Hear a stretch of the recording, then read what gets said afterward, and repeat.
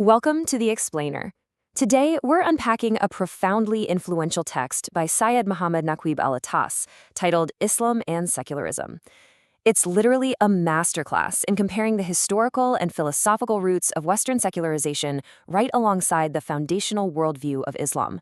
Let's dive right in and see exactly how Al-Attas maps out this fascinating clash of perspectives.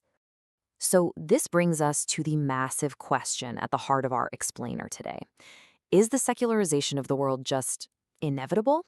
A lot of modern thinkers just kind of assume that as societies advance with technology and science, they're naturally going to shed their religious frameworks. They see secularization as this inescapable universal destiny. But Al-Attas, he totally challenges this.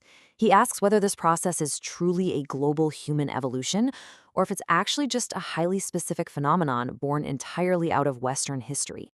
Here is how we're going to break this down together. First, the Western Christian crisis. 2, the anatomy of secularization. 3, Islam's rejection of secularization. 4, the true meaning of deen. And finally, the debt of existence. All right, part 1, the Western Christian crisis. Al-Attas makes the case that the famous philosophical claim that God is dead didn't just pop up out of nowhere.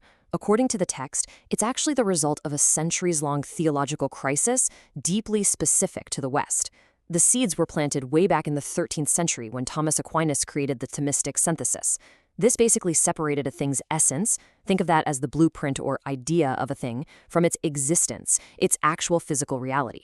Then, by the 14th century, William of Ockham comes along and argues that if you can understand a blueprint without ever knowing if the building was actually built, well, you can never truly prove existence. This bred some serious, profound doubt. Fast forward to the 17th century, and Descartes' scientific revolution splits mind and matter even further, leaving nature to be viewed as purely mechanical. And finally, by the 19th century, Nietzsche just observes the ultimate conclusion of this historical domino effect, the cultural death of God. Moving right along to part 2, anatomy of secularization. So how exactly does Al-Attas define secularization? He's very specific here. He defines it as the deliverance of man first from religious and then from metaphysical control over his reason and his language. It's an active, historical unbinding. We're not just talking about people going to church less. It's a fundamental shift. Humanity turns its attention completely away from worlds beyond and focuses exclusively on this world, acting as if humanity alone is left with the world on its hands. And this massive philosophical shift, it basically rests on 3 main pillars. First is the disenchantment of nature, which means stripping the natural world of any spiritual meaning or divine connection, turning it into just a useful object to be managed. Second is the desacralization of politics, so removing any sacred or divine authority from human governance and social change. And third, the deconsecration of values. This means all of our cultural creations and moral codes become relative, transient, and subject to constant change as history rolls on. Now, here is a super crucial distinction that honestly gets missed all the time: secularization versus secularism. The text points out that secularization is an open-ended, continuous process of relativizing values. It's always shifting. Secularism, on the other hand, is a closed ideology. It's almost like its own rigid religion that sets up absolute secular values. But Al-Attas is quick to note that both of them, the ongoing process and the rigid ideology, are entirely alien to the Islamic worldview. Which brings us to part 3, Islam's rejection of secularization. The text draws a really sharp contrast here. In the West, a lot of modernist theologians view Western Christianity as this historically evolving tradition. The argument goes that as humanity, quote-unquote, matures, religion has to adapt, which leads to changing values. Islam, however, views itself as a complete and perfect revelation from day one. Because it sees itself as transcending history, it doesn't need to historically evolve or mature, so its values are absolute. And it inherently rejects the whole idea that morals have to constantly shift with the times. And what about that first pillar of secularization we talked about, the disenchantment of nature?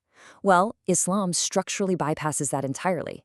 The Islamic worldview sees the natural world as a sacred open book that's constantly communicating divine signs, known as ayat.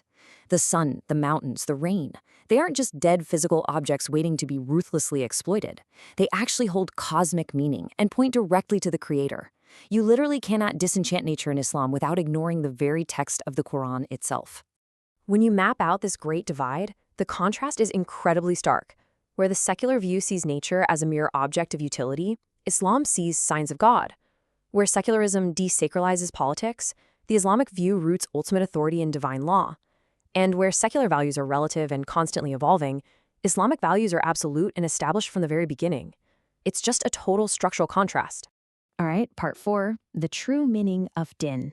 Usually, the Arabic word deen just gets translated into English simply as religion.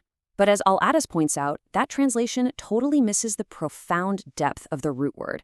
So what does deen actually mean? It breaks down into 4 really interconnected layers. Number 1, the root implies being in a state of debt or indebtedness. Now, when you're in debt, you naturally experience the second meaning, submissiveness to the laws and the one who actually holds that debt. This requires the third meaning, judicious power, basically a ruler or authority to govern the laws of the debt. And finally, when all of this aligns with your true nature, it becomes the fourth meaning, a natural inclination or habit. These aren't 4 separate definitions, guys. They form one totally holistic worldview. And honestly, this is where the linguistics get absolutely fascinating. Take the word Medina. Derived directly from the exact same root as deen, Medina means a town or a city. It represents a civilized, societal life of law, order, and justice. The linguistic connection here is brilliant. True religion, or deen, literally cannot be separated from societal life and governance. Medina. This inherent linguistic framework leaves absolutely no room for a Western-style split between the sacred and the profane, or church and state. Finally, we arrive at part 5, the debt of existence. So we've been talking a lot about indebtedness being the primary meaning of din. But what actually is the debt, and to whom is it owed? I want you to take a second and just reflect on a really staggering thought. We were once absolutely nothing, and now we exist. The sheer wild fact of your own origin is the core of this worldview. You didn't create your own sight, your hearing, or your heartbeat. Your very existence was given to you. Because you owe your entire creation and sustenance to the Creator, the text presents this haunting concept from the Quran.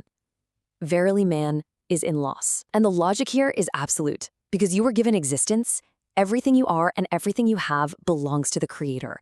You inherently own nothing. Think of it like a cosmic loan that you didn't ask for, but that you are entirely composed of. You are in a state of total existential debt. So how in the world do you repay a debt when you literally own nothing? Al-Attas explains that the only way to repay this absolute debt is by giving the only thing you actually have, yourself. Repaying the debt means returning oneself in willing service, or khidmah, to the Creator. By submitting to your inherent natural inclination to serve the source of your existence, you align yourself with the cosmos. You return the debt, and in doing so, you actually gain your true self. We've journeyed through 2 intensely contrasting worldviews today. On one side, we have a secularized world stripped of spiritual meaning, where man relies entirely on his own reason. On the other, a worldview where nature speaks in divine signs, and human life is a profound service to repay the ultimate gift of existence. So, I want to leave you with this to deeply ponder. How do you view your relationship with the natural world and your own existential debt? Thank you so much for joining me for this explainer. Keep questioning, keep learning, and I'll see you next time.